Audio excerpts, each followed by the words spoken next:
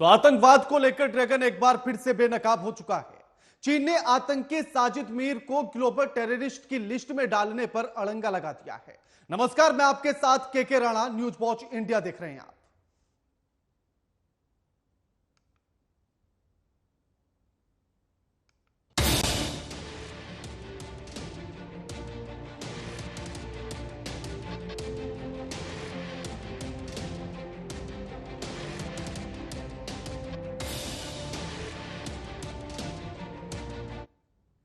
तो यूएन में ड्रैगन बेनकाब हो चुका है। आतंकवादी साजिद मीर को, जो 26/11 मुंबई हमलों का वांटेड है, जिसे चीन ने ग्लोबल टेररिस्ट की लिस्ट में डालने पर अड़ंगा अड़ा दिया है।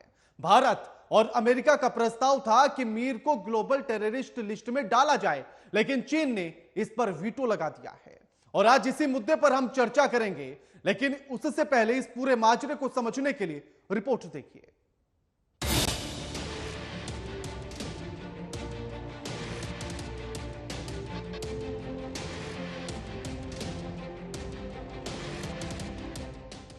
आतंकवाद पर चीन की कुटिल चाल एक बार फिर से बेपर्दा हो गई है। चीन किस तरह आतंकवादियों का आका है, ये अब दुनिया देख रही है, क्योंकि जिस तरह चीन ने लश्कर-ए-तैयबा के आतंकवादी साजिद मीर को संयुक्त राष्ट्र में ग्लोबल टेररिस्ट की लिस्ट में डालने को लेकर रोड़ा अटकाया, उससे आतंकवाद को लेकर चीन की हकीकत सामने आ गई है। ये पहला मौका नहीं है जब चीन आतंकियों को ढाल दे रहा हो। इससे पहले भी चीन आतंकियों का मददगार बनता रहा। पिछले साल ही चीन ने संयुक्त राष्ट्र में मीर को नामित करने के प्रस्ताव पर अड़ंगा लगाकर होल्ड कर दिया था और अब इस प्रस्ताव को ही रोक दिया है। इतना ही नहीं, चीन इससे पहले भी कई बार संयुक्त राष्ट्र सुरक्षा परिषद की प्रतिबंध समिति के तहत पाकिस्तानी आतंकियों को ब्लैकलिस्ट करने के लिए लाए गए प्रस्तावों पर रोक लगाता रहा। एक बार फिर से आतंकी मीर को लेकर भी चीन ने वही चाल दोहराई और फिर से लश्कर-ए-तैयबा के आतंकी साजिद मीर को बचा लिया, जो कि 26/11 मुंबई हमलों में मुख्य वांटेड है। भारत ही नहीं, अमेरिका को भी आतंकी मीर की तलाश है, जो कि पाकिस्तान में छिपकर बैठा है।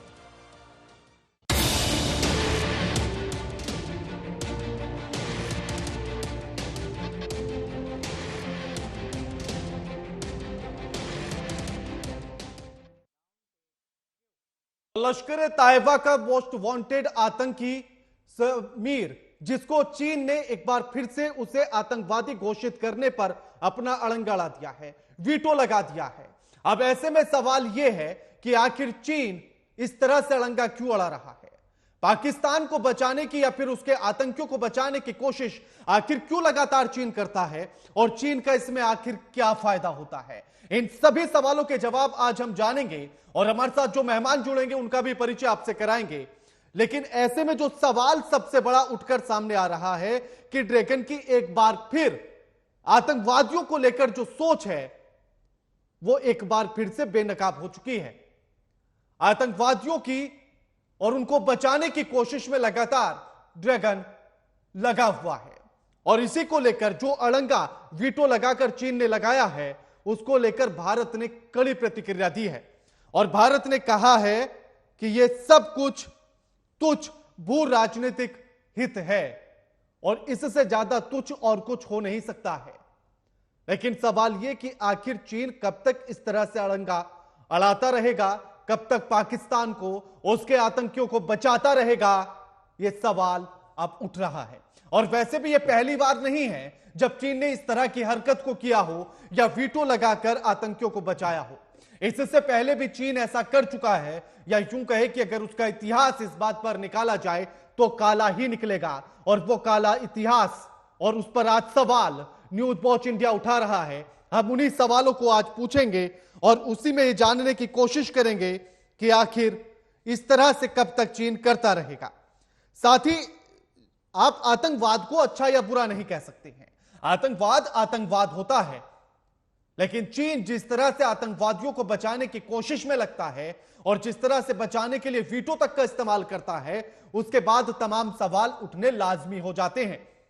और आज इस बहस में, इस चर्चा में और इन सवालों के जवाब हम जानेंगे। हमारे साथ जो मेहमान जुड़ेंगे उनसे आज इन्हीं सवालों के इर्द गिर्द हम चर्चा करेंगे कि आखिर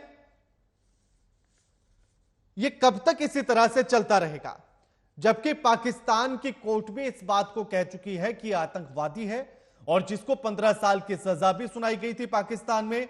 लेकिन इसके बाद पाकिस्तान की सरकार की तरफ से एक बयान दिया गया और जिसमें कहा गया कि साजिद मीर मारा जा चुका है, लेकिन अमेरिका ने इस पर संतुष्टि जाहिर नहीं की थी और अमेरिका ने कहा कि इस बात पर हमें बिल्कुल भरोसा नहीं है, यानी कि पाकिस्तान की इस बात पर कोई भरोसा नहीं है। अगर वो मर चुका है तो पाकिस्तान को उसकी मौत के सबूत पेश करने होंगे और जिन सबूत को पेश करने में पाकिस्तान नापाक रहा, नाकाम रहा और उसकी फिर से नापाक हरकत सामने आई। हमारे साथ जो मेहमान जुड़ गए उनका परिचय आपसे करा देते हैं। हमारे साथ retired colonel Virendra Kumar Shahi, defence expert हैं, वो जुड़ गए हैं। हमारे साथ संजीव श्रीवास्तव, विदेश मामलों के जानकार हैं, और राम श्रीवास्तव, ये भी विदेश मामलों के जानकार हैं। आप तीनों का स्वागत है न्यूज वॉच इंडिया पर। सबसे पहला सवाल मेरा डिफेंस एक्सपर्ट से, रिटायर्ड कर्नल वीरेंद्र शाही जी, आपसे है कि आखिर चीन की जो ये हरकत है, आतंकवादियों को बचाने के लिए जो वीटो का इस्तेमाल करता है, किस तरह से इसको देखा जाए और किस तरह से समझा जाए? आप जिस व्यक्ति से बात कर रहे हैं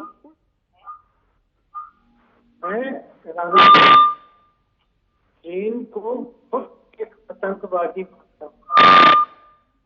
जिस तरह से चीन के रिलेशंस हैं अपने हर पड़ोसी के साथ, वो ताइवान हो, वो जापान हो, वो साउथ कोरिया हो, वो सब कंट्रीज हो जिनकी के जमीन साउथ चाइना सी के साथ टच करती है, चीन उन सबको आतंकित कर रहा है।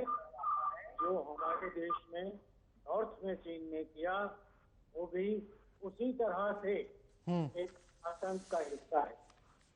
जो गलवान में हुआ वो भी एक आतंकी हरकत थी जी। पीस टॉक में निहत्ते हमारे फौजियों को बुलाकर एक प्लान्ड तरीके से अटैक किया।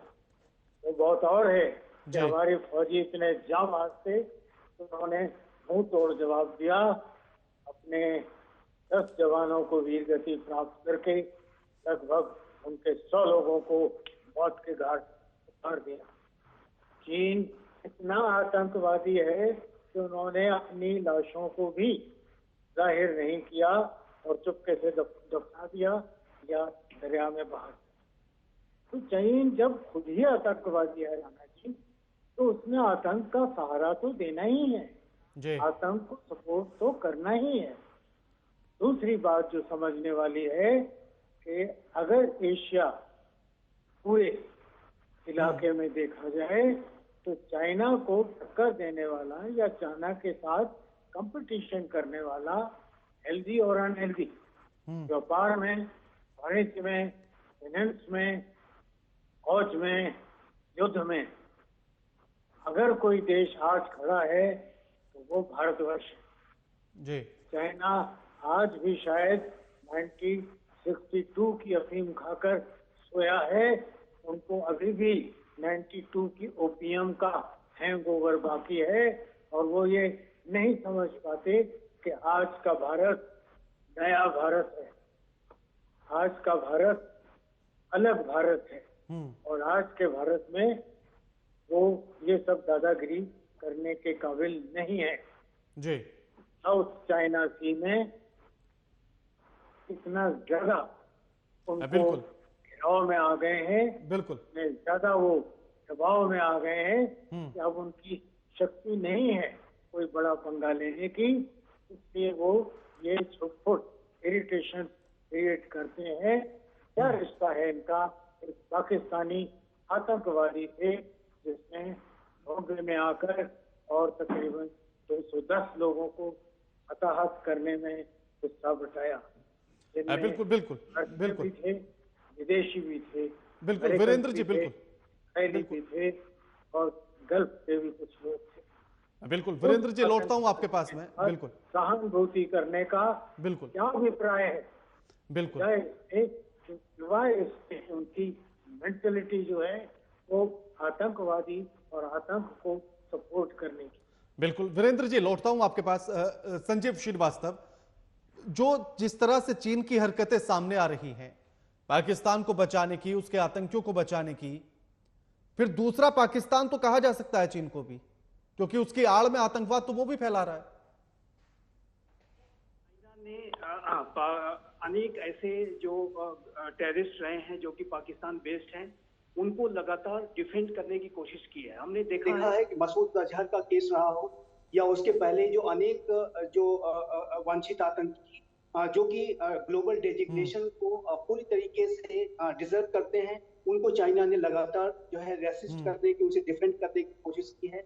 और ऐसे मूव्स जो कि इंडिया और यूनाइटेड स्टेट्स ऑफ अमेरिका के द्वारा लाए गए थे, उसको चाइना जो है अपनी पूरी कोशिश करता है कि उसे ब्लॉक किया जाए। लेकिन मसूद अजहर के केस को मैं अगर उसका एग्जांपल दूं तो चाइना ने मसूद अजहर को 1 बार, 2 बार, 3 बार, 4 बार डिफेंड किया, उसे उस मूव को ब्लॉक किया। लेकिन 5वीं बार चाइना ऐसा नहीं कर सका। चाइना को अपनी ब्लॉकिंग को विड्रॉ करना पड़ा और उसका सीधा कारण ये था कि इस 4 बार की ब्लॉकिंग के बाद इस बात की भी चर्चा यूनाइटेड नेशंस में होने लगी थी कि क्या चाइना एक टेररिस्ट बिहेवियर दिखा रहा है, क्या चाइना का जो व्यवहार है वो आतंकियों को सपोर्ट करने वाला हो रहा है। तो ये जब चाइना की इमेज पर जब सवालिया निशान खड़े होना शुरू हुए तो चाइना ने मसूद अजहर की ब्लॉकिंग को विड्रॉ कर लिया और मसूद अजहर ग्लोबल टेररिस्ट घोषित हो गया। उसी तरीके से मेरा ऐसा स्पष्ट रूप से मानना है कि साजिद मीर के केस में भी चाइना ने यद्यपि उसे डिफेंड करने की कोशिश की है और इस मूव को उसने ब्लॉक कर दिया है, लेकिन चाइना 1, 2, 3, 4 बार से भी ज्यादा वो जैसे मसूद अजहर के केस में हुआ वो कर नहीं सकता। साजिद मीर जिसके के ऊपर यूनाइटेड स्टेट्स ऑफ अमेरिका ने $5 बिलियन की बाउंड्री रखी है और वो 26/11 मुंबई टेरर अटैक्स का मास्टरमाइंड रहा है। हमारे पास पूरी एविडेंस कि उसने पाकिस्तान में बैठ करके इस मुंबई टेरर अटैक को कोऑर्डिनेट किया और सारे जो आतंकी थे उनके साथ वो लगातार संपर्क में था। और इसकी जो पूरे डॉसियर को भारत की खुफिया एजेंसीज ने पाकिस्तान को दिया भी है, लेकिन उसके बावजूद भी पाकिस्तान लगातार साजिद मीर की एग्जिस्टेंस को भी वो डिनाई करता है। वो ये कहता है कि साजिद मीर मारा गया, फिर कभी खबरें आती हैं कि वो कहीं बीमार है वगैरह वगैरह, जो पाकिस्तान जितना उसे डिफेंड कर सकता है, छुपा सकता है, वो छुपाने की कोशिश करता है। लेकिन एक बात बिल्कुल स्पष्ट है कि इस तरीके का जो प्रपोजल आया है वो प्रपोजल भारत और अमेरिका और अन्य देश लगातार लाएंगे। चाइना की इस ब्लॉकिंग के बाद भी यूनाइटेड स्टेट्स ऑफ अमेरिका हो, इंडिया हो, अन्य राष्ट्र हो, वो साजिद मीर के डेजिग्नेशन के लिए लगातार कोशिशें जारी रखेंगे। और चाइना बार बार इसे डिफेंड नहीं कर सकता, बार बार ये मूव ब्लॉक नहीं कर सकता। मेरा स्पष्ट रूप से मानना है कि वो दिन जरूर आएगा कि साजिद मीर भी यूनाइटेड नेशंस के द्वारा एक ग्लोबल टेररिस्ट घोषित होगा, क्योंकि जब चाइना की इमेज पर सवालिया निशान खड़े होंगे तो चाइना एक ऐसा राष्ट्र है जो कि सेल्फ इंटरेस्ट उसका बहुत ज्यादा गहरा होता है। जब उसकी अपने हितों पर आंच आना शुरू हो जाएगी तो वो साजिद मीर की ब्लॉकिंग को विड्रॉ कर लेगा और साजिद मीर भी जो है मसूद अजहर की तरह से ग्लोबल टेररिस्ट घोषित हो जाएगा। बिल्कुल बिल्कुल बिल्कुल। राम श्रीवास्तव, जिस तरह की हरकतें हम लगातार चीन की देख रहे हैं, इससे पहले भी साजिद मीर को इसी तरह से उसने आतंकवादी घोषित करने से रोका था, अब फिर से वैसी ही हरकत, मसूद अजहर की हरकतों पर हमने उसको देखा ही है। क्या फायदा मिलता है चीन को ये सब कुछ करने से? देखिए राणा जी, चीन की आदत है वो पाकिस्तान का फेवर करने के लिए, वहाँ राजनीतिक चुस्ती करने के लिए, पाकिस्तान का शोषण करने के लिए, आर्थिक रूप से, राजनीतिक रूप से, क्योंकि पाकिस्तान की कमजोर पॉलिटिक्स के कारण वहाँ आईएसआई और चीन का एक काफी अच्छा गहरा गठबंधन हो गया है। अब आईएसआई को प्रसन्न करने के लिए, क्योंकि ये जितने भी प्रपंच हैं ये पाकिस्तान की आईएसआई प्रायोजित, इन आतंकवादियों का छिपाने का जो काम आईएसआई करती है उसमें चीन पूरा सहयोग कर रहा है, क्योंकि चीन को पाकिस्तान से बहुत मतलब है। उसने ग्वादर खरीद लिया 99 ईयर्स की लीज पर, उसने वहाँ के जो न्यूक्लियर प्लांट बनाने जा रहा है $4 बिलियन का, और उसकी भी उन्होंने रॉयल्टी की खपत यूरी की खपत 99 ही है। तो पाकिस्तान का आर्थिक रूप से शोषण करने के लिए, आर्थिक रूप से गुलाम बनाया, बिल्कुल उसको खुश करने के लिए चाइना ये हरकत कर रहा नहीं। लेकिन राम श्रीवास्तव, मेरा सवाल ऐसे में ये भी है, राम श्रीवास्तव, मेरा सवाल ऐसे में ये भी है कि जिस पाकिस्तान के पास खाने के लिए रोटी नहीं है, जो एक एक रोटी के लिए लड़ते हुए नजर आ रहे हैं, उसका आर्थिक शोषण क्या करेगा चीन? हाँ देखिए, ब्रिटिश काल में ब्रिटिश ने जब कॉलोनियां बनाई थी हांगकांग को कितने साल के लिए लिया था? 1990 के लिए से अगर 99 की खदानों पर पाकिस्तान में हो जाता है तो निश्चित रूप से एक तरह से उसने आर्थिक गुलाम कर लिया। लेकिन मेरा विचार तो ये है कि चाइना अपने आप में दुनिया का सबसे बड़ा आतंकवादी देश है। उसने अगर स्कॉटलैंड यार्ड की खबर को सही माना जाए, जो कि यूके से निकली हुई है और ताजा खबर है कि चीन ने पूरी दुनिया में 100 से अधिक पुलिस स्टेशन अलग अलग देशों में बना रखे हैं। वो क्या करते हैं, उन चीनी नागरिकों पर नजर रखते हैं। उनको पता लगता है कि वहाँ की राजनीति के विरुद्ध ये जा रहे हैं, चीन की पॉलिसी के विरुद्ध जा रहे हैं, तो उनके रिश्तेदारों को वो पकड़ के वहाँ तंग करता है। तो चीन अपने आप में सबसे बड़ा, वही पर मुसलमानों का आपने तो हाल देखा ही है। वहाँ ना तो मस्जिद है, ना वहाँ कोई नमाज पढ़ सकता है, ना दाढ़ी रख सकता है, ना रोजे रख सकता है। तो जिस देश में इस तरह का एक तरह से डिक्टेटरशिप चल रही है लाल पर्दे के पीछे, खूनी पर्दे के पीछे, तो निश्चित रूप से वो सबसे बड़ा आतंकवादी देश है। और क्योंकि आतंकवादी देश वो बन गया है, इसलिए बन गया है, वो ताइवान को हड़प करना चाहता है, वो रूस की सीमा में भी घुसना चाहता है, वो भारत पर तो उसका आपने देखा ही है 1962 से कितनी बड़ी भूमि पर उसने कब्जा कर रखा है और अभी भी चाहे जब वो अपनी आंखें तरेरता रहता है। ये तो आज भारत की शक्ति है जो कम से कम चीन को हम जवाब दे सकते हैं।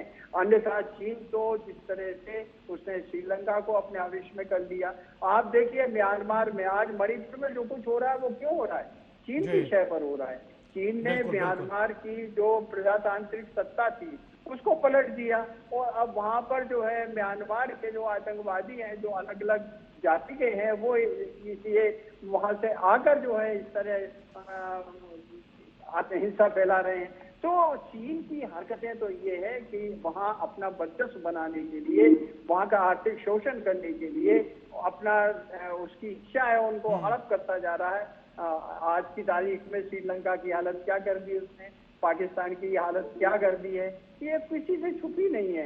इसलिए वो उन सब चीजों को करेगा जो कि उसके राजनीतिक पक्ष में हो। राजनीति कोई इच्छा प्राप्ति के लिए वो सब ये कुछ कर रहा है। राणा जी बिल्कुल। वीरेंद्र जी, पाकिस्तान की जो हरकतें हैं और उसकी चीन की जो हरकतें हैं, पाकिस्तान को हर बार बचा तो रहा है, उसके आतंकियों को बचा रहा है, लेकिन भीतर ही भीतर उसको खोखला भी कर रहा है। पाकिस्तान को ये चीजें नजर नहीं आती हैं? देखिए, पाकिस्तान को पहले बहुत कुछ नजर नहीं आता, उनको उनकी अपनी राया नजर नहीं आती, उनको अपनी भुखमरी नजर नहीं आती, उनके यहाँ जो पॉलिटिकल स्टेबिलिटी है वो नजर नहीं आती, क्योंकि उनकी नजर पर पर्दा पड़ा हुआ है उन सब डेट्स का, उन सब उधार का जो उसने दुनिया के अलग अलग ममालिक से लिया। जहाँ तक चीन का सवाल है, चीन उनके सर पर बैठा है और अपनी लात उनकी छाती पर रखी हुई है, जिससे उन्होंने वो रोड बनाना शुरू किया, सी पैक बनाना शुरू किया और अब रेलवे लाइन बनाने का एक प्रोजेक्ट फोर्स कर रहा है पाकिस्तान। पाकिस्तान इस हद तक चाइना के कर्जे में दबा हुआ है कि उसको कुछ नजर आए ना आए, उसके नेशनल इंटरेस्ट में हो या ना हो, उसे चाइना की ताबेदारी मजबूरन करनी ही पड़नी। यही चाइनीज पैतरा अफ्रीकन कंट्रीज में अपनाया जा रहा है, यही चाइनीज पैतरा श्रीलंका में अपनाया गया, जिसका परिणाम हमने देखा। यही पैतरा बांग्लादेश में लाया गया। अब आज एक अकेला भारतवर्ष ऐसा है जो कि चाइना के विरुद्ध आवाज उठा सकता है, आंख में आंख डालकर उनको अपनी जगह दिखा सकता है। यही बात अमेरिका के प्रधानमंत्री ने भी कही थी कि अगर चाइना को अपनी जगह रियलिटी को दिखा सकता है तो वो भारतवर्ष है, और अगर आज हमारे प्रधानमंत्री को इतना सम्मान अमेरिका में मिल रहा है तो सिर्फ इसलिए मिल रहा है कि वो जानते हैं कि अमेरिका की हिंदुस्तान की जो स्ट्रेटेजिकल पार्टनरशिप है वो ही सिर्फ चाइना को कंट्रोल में ला सकती है। बिल्कुल पाकिस्तान बिल्कुल तब तो मजबूत ही क्या है जो वो ISI कुछ करे या वो कुछ करे, उन्होंने सिर्फ चाइना की पॉलिसी को हुक्म बजाना है, आगे बढ़ाना है और जैसा भी वो कहते हैं वैसा करने का बिल्कुल उनके पास और कोई ऑप्शन नहीं है। बिल्कुल उसके बिल्कुल अलावा चाइना उनको उसकी एवज में थोड़ा सा कभी उधार दे देता है, कभी थोड़ा सा डेवलपमेंट का झांसा दे देता है और कभी उनके आतंकवादी को छुड़ाने की कोशिश करता है, जैसा उन्होंने रिसेंटली किया। बिल्कुल मैं बिल्कुल चाइना बिल्कुल के इन्फ्लुएंस में पाकिस्तान के वजूद को नहीं मानता। बिल्कुल उनका बिल्कुल अपना कोई व्यक्तित्व है ही नहीं। बिल्कुल संजीव श्रीवास्तव, जिस तरह से आपने भी कहा कि इस तरह की हरकतें वीटो लगाकर सिर्फ 4 बार रोक सकता है चीन, इससे ज्यादा नहीं, तो क्या हमारे पास आखिरी रास्ता भी यही है कि हम 2 बार और उसका इंतजार करें वीटो लगाने का और उसके बाद ही उसको आतंकी घोषित कर पाएंगे, या कुछ अलग रास्ता भी है?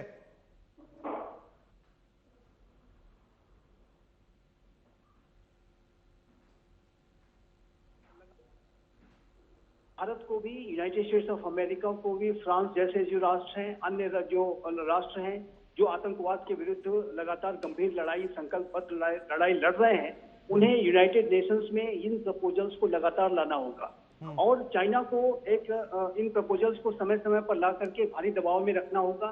चाइना की आलोचना भी करना आवश्यक है, चाइना के ऊपर एक दबाव बनाने की आवश्यकता है कि चाइना ये जो कार्य कर रहा है ये जो है आतंकवाद के विरुद्ध लड़ाई में एक बहुत ही नेगेटिव जो है वो भूमिका निभा रहा है। और इसी वजह से आप देखिए राणा जी, तो भारत के ज्वाइंट सेक्रेटरी, भारत के विदेश मंत्रालय की तरफ से आज इसकी कड़ी आलोचना की गई है और ये इस बात को भारत के विदेश मंत्रालय ने कहा है कि चाइना का ये जो व्यवहार है वो चाइना के दोहरे चरित्र को दिखाता है और ये सेल्फ डिफीटिंग होगा। आतंकवाद के विरुद्ध जो एक ग्लोबल लड़ाई चल रही है उसमें चाइना का ये जो व्यवहार है वो जाहिर है कि बेहद नकारात्मक उसमें भूमिका निभा रहा है और ऐसे में चाइना की आलोचना करना बेहद आवश्यक है और इसी वजह से भारत के द्वारा इसकी कड़ी जो है आलोचना आज की गई है।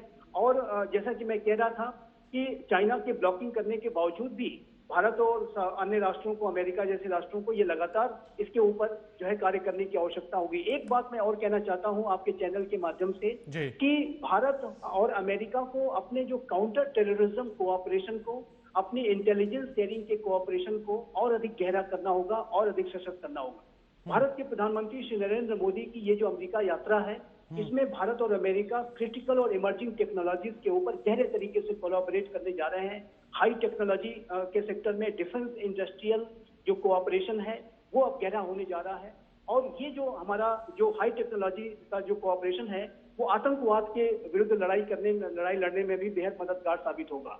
अमेरिका जो है भारत को MQ-9 रीपर ड्रोन भी देने जा रहा है और ये जो ड्रोन्स हैं एंटी टेरर स्ट्राइक्स में अमेरिका इसका पहले इस्तेमाल कर चुका है। अभी हाल में आपने देखा था कि अफगानिस्तान की राजधानी काबुल में अल्मान अल जवाहिरी को अमेरिका ने जो मार गिराया था उसमें इस ड्रोन का इस्तेमाल किया गया था और उसके अलावा अनेक ऐसे बड़े ऑपरेशंस हैं जिसमें अल कायदा के, ISIS के अनेक आतंकियों को अमेरिका के द्वारा ढेर किया गया था। साथ में मेरा यह भी मानना है कि भारत और अमेरिका को आने वाले समय में ज्वाइंट ऑपरेशंस भी करने की आवश्यकता है और जो भी ऐसे वांछित आतंकी जो कि अमेरिका में वांछित हैं, जो कि भारत में वांछित हैं या अन्य कहीं भी गंभीर आतंकी घटनाओं के लिए वांछित हैं, उनके विरुद्ध एक समन्वित कार्रवाई भी होनी चाहिए। और इस संदर्भ में भी मेरा ऐसा एक्सपेक्टेशन है कि प्राइम मिनिस्टर मोदी और प्रेसिडेंट बाइडेन के बीच में जो वार्ता होगी, डेलीगेशंस लेवल पर जो वार्ता होगी, हमारे राष्ट्रीय सुरक्षा सलाहकार श्री अजीत डोवाल और अमेरिका के राष्ट्रीय सुरक्षा सलाहकार जैक सुलिवान के बीच में जो लगातार संपर्क बना हुआ है, उसमें एंटी टेरर ऑपरेशंस के ऊपर भी, ज्वाइंट एंटी टेरर ऑपरेशंस के ऊपर भी कोई सहमति होगी, ऐसी मैं उम्मीद करता हूं। बिल्कुल बिल्कुल। राम श्रीवास्तव, क्या हमारे पास कुछ अन्य रास्ता भी ऐसा बचता है कि ताकि हम जल्द से जल्द साजिद मीर को आतंकवादी घोषित कर सके ग्लोबल लेवल पर, या सिर्फ हमें इंतजार करना होगा? अभी देखिए, जब तक वहां पर पाकिस्तान के अंदर जो राजनीतिक अस्थिरता बन रही है, उसका जब तक कोई हल नहीं होता और पॉजिटिव नेचर की सरकार जो कि वहां बनना बहुत मुश्किल है, क्यों अभी वहां जो षड्यंत्र चल रहे हैं, जिस तरह के वहां पार्लियामेंट में बिल पास हो रहे हैं, उससे ये प्रयास किया जा रहा है कि जिस किसी को भी आजीवन सजा हुई है और अगर 5 साल उसने सजा काट ली है तो राजनीति में आ सकता है। यानी नवाज शरीफ साहब को कुर्सी नसीब कराने के लिए वहां प्रपंच चल रहे हैं और आज चुनाव वहां पर जो नहीं करा रही है शहबाज शरीफ सरकार, वो इसीलिए नहीं करा पा रही है कि इमरान खान साहब का पलड़ा भारी हो रहा है। तो वहाँ राजनीतिक अस्थिरता जो आ गई है और वो पूरी तरह से आतंकवादी मुल्ला मौलवी कटपुल्लाओं के हाथ में है। वहाँ टीटीपी का जो आक्रमण चल रहा है, अगर उनकी खबर को सही माना जाए तो बलूचिस्तान के 11 जिलों में से 7 जिलों पर टीटीपी का कब्जा हो चुका है। और तो वहाँ जब तक आतंकवादी वहाँ सरकार पर हावी रहेंगे, इस तरह की घटनाएं होती रहेंगी और चीन हमेशा वीटो का उपयोग करता रहेगा। इसलिए करता रहेगा कि उसको पाकिस्तान बिल्कुल समय का थोड़ा अभाव है। आप सभी का शुक्रिया हमारे साथ इस चर्चा में जुड़ने के लिए। रिटायर्ड कर्नल वीरेंद्र कुमार शाही, आपका भी शुक्रिया। संजीव श्रीवास्तव, आपका भी शुक्रिया। और राम श्रीवास्तव, आपका भी शुक्रिया हमारे साथ इस चर्चा में शामिल होने के लिए। लेकिन सवाल ऐसे में यही है कि आखिर चीन की जो हरकतें हैं ये बेहद तुच्छ हैं और ये कब तक चीन इसी तरह से दिखाता रहेगा।